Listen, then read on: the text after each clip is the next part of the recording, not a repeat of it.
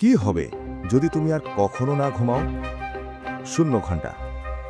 সবকিছু স্বাভাবিক লাগে, বরং একটু বেশি এনার্জি মনে হয়।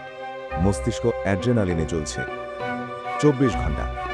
রিয়াকশন ধীরে হয়ে যায়, চোখ জ্বালা করে, ছোট ছোট ভুল শুরু হয়, কিন্তু তুমি বুঝতে পারো না। 48 ঘন্টা। শরীরে স্ট্রেস হরমোন বেড়ে যায়, হাত কাঁপে, মুড হঠাৎ বদলে যায়। তুমি ক্লান্ত, কিন্তু ঘুম আসছে না। 72 ঘন্টা। মস্তিষ্ক জোর করে মাইক্রো স্লিপ দেয়, কয়েক সেকেন্ডের ব্ল্যাকআউট।